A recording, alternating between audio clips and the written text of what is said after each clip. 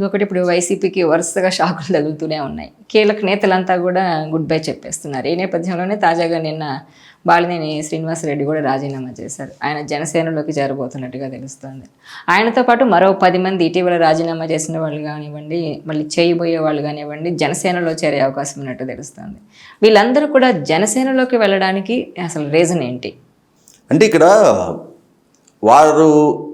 వాళ్ళ రాజకీయ భవిష్యత్తు అనిశ్చితిగా మారుతున్న నేపథ్యంలో, జగన్మోహన్ రెడ్డి గారి నాయకత్వం పట్ల నమ్మకం కోల్పోయిన నేపథ్యంలో, ప్రజాదరణ కోల్పోయి అదే పార్టీలో కొనసాగటం కన్నా కూడా రాజకీయంగా మళ్ళీ తిరిగి ఏదో ఒకటికి చేరాలని, రాజకీయాల్లోనే కొనసాగాలని ఆలోచించి ఏ నాయకుడైనా కూడా రాజకీయం కనుమరుగు కావాలని చెప్పని కోరుకోరు. తమకు రాజకీయ భవిష్యత్తు దక్కాలి అని అంటే ప్రత్యామ్నాయ రాజకీయ పక్షాలు అయితే తెలుగుదేశం, లేదంటే జనసేన, కాదు అంటే భారతీయ జనతా పార్టీ. ఇటువంటి నేపథ్యంలో వాళ్ళ రాజకీయ ప్రత్యర్థులుగా ఉన్నవాళ్ళు తెలుగుదేశం పార్టీలో అక్కడ బలమైన నాయకులుగా ఉన్నారు.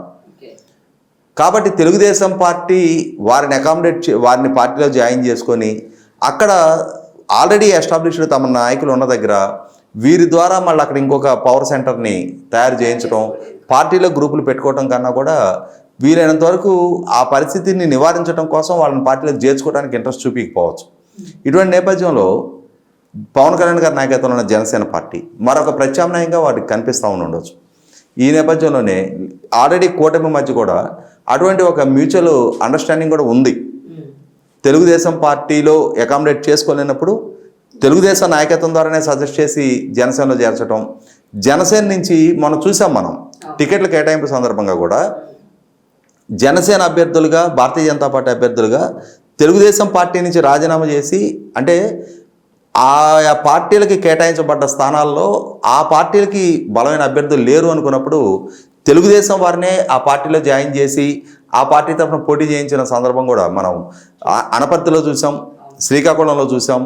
కాబట్టి ఇప్పుడు ఈ పార్టీల మధ్య ఒక కోఆర్డినేషన్ ఉన్న సందర్భంగా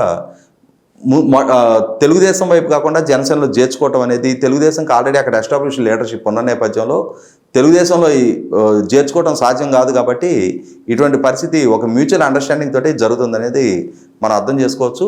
ఇంకొకటి వచ్చేటప్పటికి ఏంటంటే వైసీపీ పార్టీ పట్ల ఒక నమ్మకం కోల్పోతున్న పరిస్థితి కూడా ఎస్టాబ్లిష్ అవుతూ ఉంది. ఎందుకు ఇక్కడ జగన్మోహన్ రెడ్డి గారి కోసం ఆ రోజు కాంగ్రెస్ పార్టీలో తనకు మంత్రిగా అవకాశం కల్పించినా కూడా మంత్రి పదవి కూడా రాజీనామా చేసి జగన్మోహన్ రెడ్డి గారు వెనక సేలైన బాలినేని శ్రీనివాసరెడ్డి గారు ఈరోజు ఇంత సుదీర్ఘ ప్రస్థానం తర్వాత కుటుంబ పరంగా ఉన్న సంబంధ బాంధవ్యాలను కూడా కాదు అనుకొని ఇవాళ జగన్మోహన్ రెడ్డి గారితో విభేదించి రాజకీయంగా జగన్మోహన్ రెడ్డి గారికి దూరం అవుతున్న సందర్భం చూస్తేనే జగన్మోహన్ రెడ్డి గారు సహజసిద్ధంగానే ఈ మధ్యకాలంలో మనకు ఎస్టాబ్లిష్ అయిన ప్రకారం కుటుంబ సంబంధాలకు విలువ ఇవ్వట్లేదు, మానవ సంబంధాలకు విలువ ఇవ్వట్లేదు, సామాజిక సంబంధాలకు విలువ ఇవ్వట్లేదు, రాజకీయ సంబంధాలకు విలువ ఇవ్వని వ్యక్తిగా వాళ్ళ ప్రజల ముందు ఎక్స్పోజ్ అవుతూ ఉన్నాడు.